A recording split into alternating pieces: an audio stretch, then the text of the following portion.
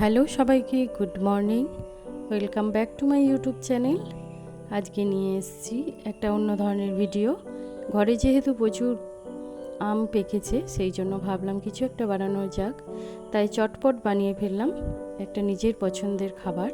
এটা দুপুরবেলা গরমের সময় খাওয়া যেতে পারে বা যে কোনো সময়ই খাওয়া যেতে পারে। পেটটাও ভরবে, সাথে খুব হেলদিও। এর জন্য আমি তাল শাঁস, কলা, আম, বেদানা, লিচু, মানে যা ফল থাকবে সেগুলো দেওয়া যেতে পারে, সেগুলোকে কুচি করে কেটে নিয়েছি। আর সাথে একটা আমের পাল্প বের করে নিয়েছি আমি। লাগবে দুধ আর একটু সাবুটাকে দুভাবে করেছি, একটু ফুটিয়ে নিয়ে একটা আলাদা জায়গায় ছেঁকে নিয়েছি সেটা, আর একটু দানা দানা অবস্থায় আছে এরকমভাবে দুটো পাত্রে আমি রেখেছি। আর সেটাকে ফ্রিজে রেখে আমি একটু জমিয়ে নিয়েছি। সাথে পিনাট বাটার দেব আর অল্প চিনি দেবো, চিনি নাও দেওয়া যেতে পারে, তাতেও খুব ভালো হয়।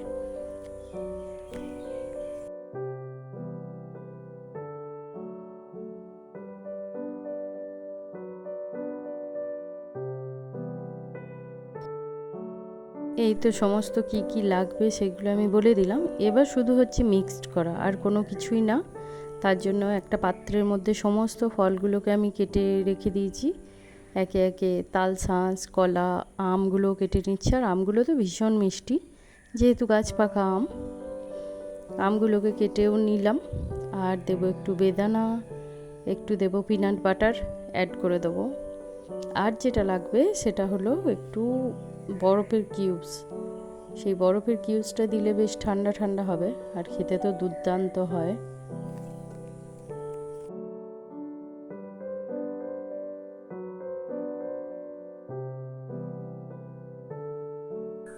তবে হ্যাঁ, যে যার পছন্দ মতো ফল দিতে পারেন, তাতে কোনো বাধা নেই, কিন্তু খেয়ে একবার দেখতে পারেন, অবশ্যই ভালো হবে। আর যে সাবুগুলো ফ্রিজে রেখেছিলাম ওইগুলোকে আমি কেটে নিয়েছি, একটা ছুরির সাহায্যে কেটে নিয়েছি। দেখতে অনেকটা তাল শাঁসের মতো লাগছে, আর পেটটাও ভরবে। এটা বাচ্চাদেরকে দেওয়া যেতে পারে, খুবই সুস্বাদু খেতে হয়। আর এই খাবারটা বেশি করে বানিয়ে ফ্রিজে রেখে দিলে যখন তখন খাওয়া যাবে, তাতে ভালোই হবে। একসাথে অনেকটা বানানো থাকলে যখন ইচ্ছা খাওয়া যেতে পারে।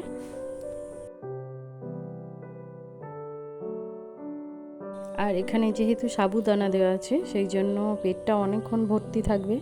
মানে এটা খেলে আর সকালে কিছু খাওয়ার দরকার পড়বে না ব্রেকফাস্ট হিসেবে। লাঞ্চের পরেও এটা খাওয়া যেতে পারে, যেহেতু মিক্সড ফ্রুট আছে এখানে।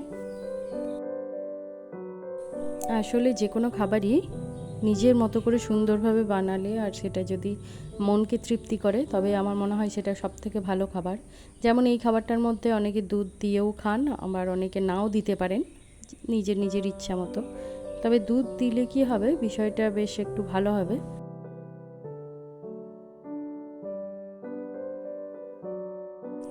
দুধ দিলে এটা একটু লিকুইড টাইপের হবে, আমি দুধ দিয়েছিলাম। তাই আমের পাল্প, সাবু, সমস্ত ফল, পিনাট বাটার একসাথে মিক্স করে কিছু আইস কিউবস দিব, কারণ ইনস্ট্যান্ট ঠান্ডা হবে এটা। আর আমি এটা আলুর পরোটা দিয়ে খেয়েছিলাম আজকে।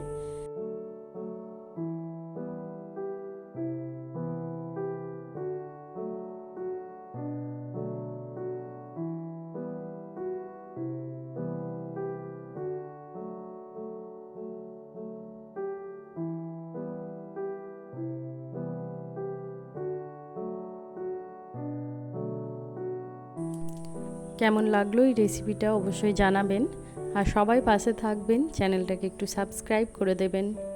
আসলে এটা খেতে গেলে তো আপনাদেরকে নিজেকে বানাতে হবে, আমি রেসিপিটা দিলাম।